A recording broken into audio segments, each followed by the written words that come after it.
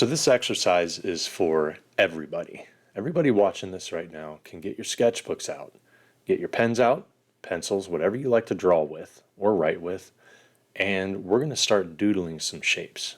Now, some things to talk about before we really get into details and what this lesson is all about. If you feel like you're not creative and you don't know how to extract scribbled shapes and turn them into creatures or characters, I just want you to know that if you just get the lines down first, you can always come back to certain lines that stand out more than others. So just look at this first thumbnail real quick. I'm not thinking too hard about perfect anatomy or perfect proportions. I'm just letting the lines come out naturally. The darker lines, I'm just pressing a little harder. Typically, the darker lines are going to be the more important parts of the bodies. If the lighting is from above, I'll usually treat the darker lines as the point of shadow without me having to go overboard with too much shading. Because remember, this is a thumbnail sketch. It's not a refined sketch. We're not illustrating anything. So the key to this is to be very minimal on all of the things that we like, all the details and everything. And then what we do is we move on to the next one. So just make sure that you don't spend too much time on each sketch. You can take your cell phone and turn it on the stopwatch. Now, typically, whenever I do thumbnails, I like to put it between 3 to 5 minutes. And even 5 minutes, you're kind of pushing it. You don't want to spend too much time on these because the whole point of a thumbnail is just exploration. It's not to refine a sketch to the point of an illustration or have anything finalized. I think a lot of times beginner artists get these images in their heads of this perfect creature or character that they want to do, and it doesn't turn out that way once they start immediately going into details on their paper. That's something that we all fall victim to. I used to do it all the time. I would get this image of a creature in my head, and then I realized all these details that I'm putting on the paper too early are not working too well. So I have to be very careful about that. The next thing is if you notice how my hand is just flowing back and forth. The key is to keep your hands loose when you're doing these thumbnails. Now, everybody draws differently, so whichever or however you apply lines, just know that it's virtually impossible to mess up when you're doing a thumbnail, mainly because none of these are finalized, so each individual thumbnail is opened to so many different interpretations.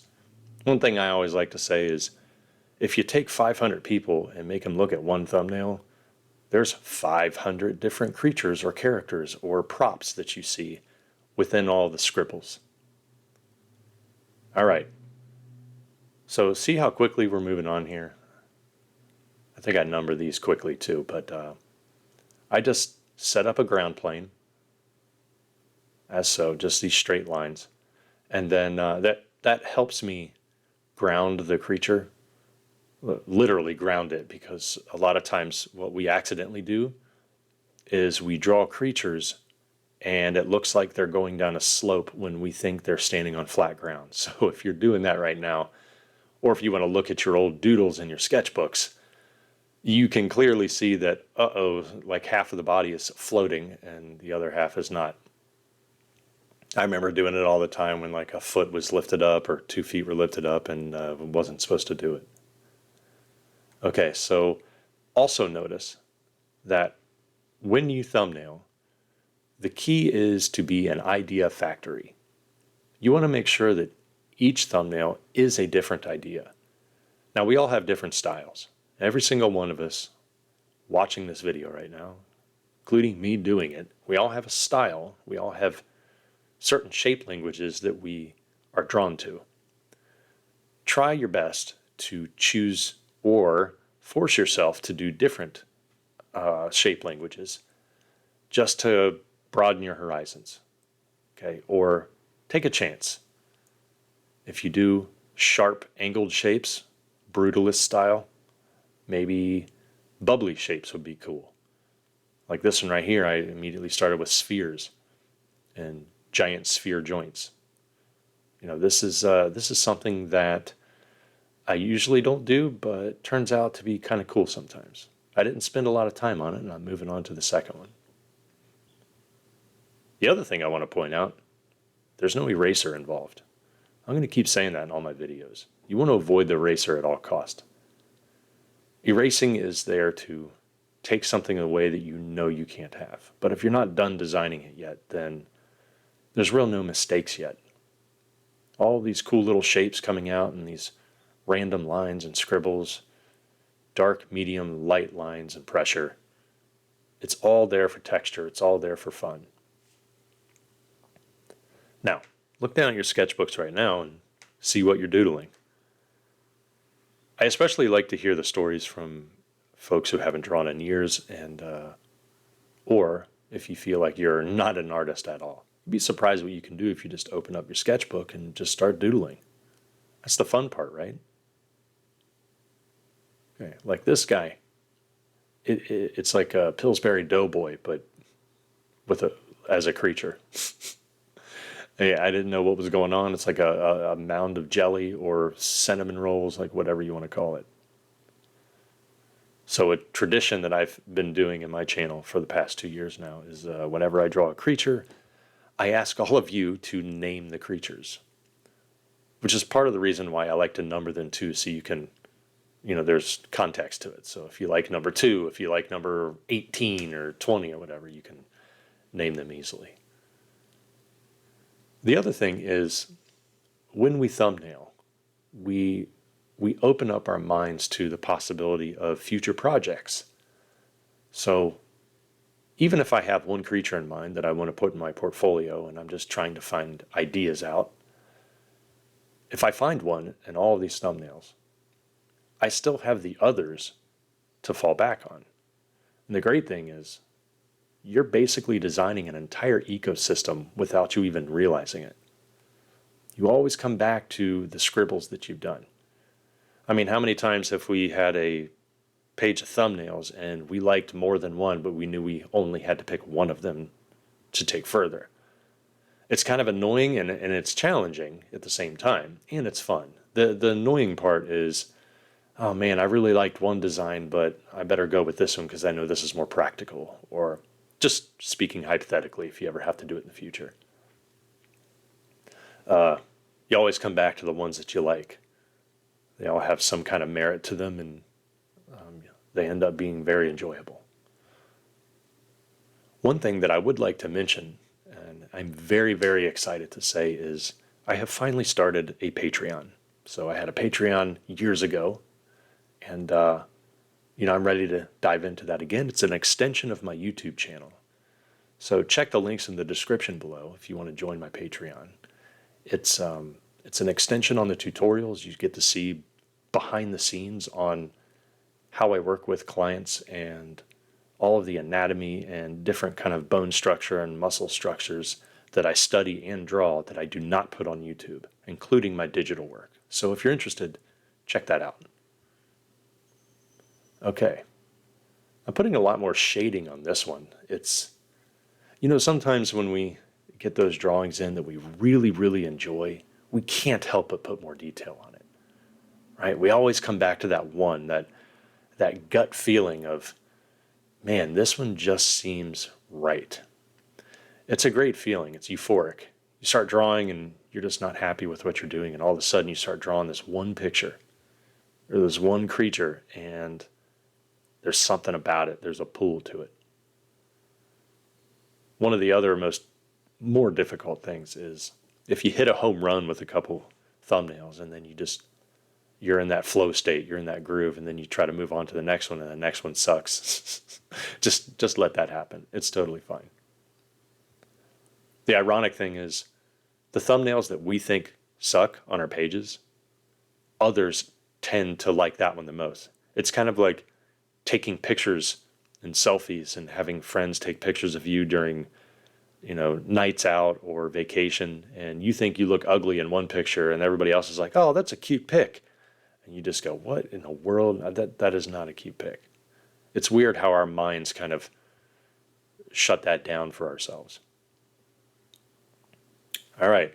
Oh, by the way, I didn't even go over the materials. The paper I'm drawing on is moleskin, and I typically use a 4B pencil from Faber-Castell, but today I'm using a 4B from Tombow. It was more of an experiment than anything. There was no rhyme or reason why I just chose this one. It was just in front of me, so I just decided drawing with it. I like Tombow. They're not sponsoring today. I'm just saying I like Tombow. So if the company is watching this right now, kudos to you. I like your pencils too. Okay, so the important thing here that I forgot to mention also is to keep your pencils sharp. One thing I learned in school years ago is dull pencils make dull drawings.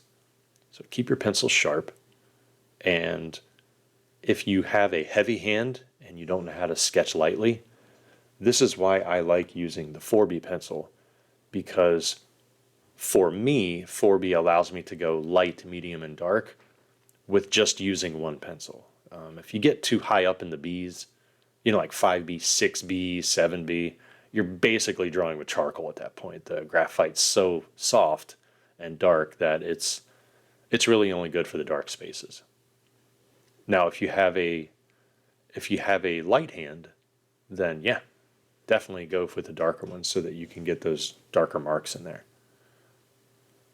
I like some of the H's.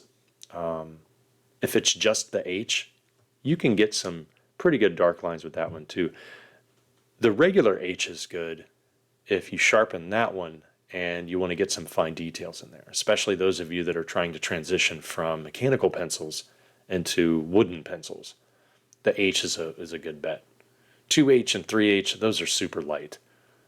So the ultimate goal when you draw is that you want to be able to draw the entire thing with just one pencil. You got to simplify your process. So there's nothing wrong with using an entire drawing set. No, that's great. But ultimately, one pencil, no eraser. That's when you know you've mastered your values with a pencil. Because you can get dark, medium, and light with a 2H. You can. Not too dark, though, because then the graphite will reflect the shine of the lights inside the room, and then it gets kind of ugly. So you got to be careful with that. Okay, so here I'm just experimenting with a very weird set of shapes. These shapes are a little more bubbly and or rounded than I'm used to using, but it turned out to be a pretty neat shape. I do remember sketching this one. And I have to counterbalance a lot of those proportions in there. The creature itself didn't feel grounded. Whenever you do a creature and you're drawing the limbs coming out, just make sure that the limbs make it look like it has to hold the body up and it's not just floating randomly on your page, because a lot of times there's no weight distribution for creatures and characters and they don't look good. So you want to be careful of that. I want to take the time and thank all of you for listening to this.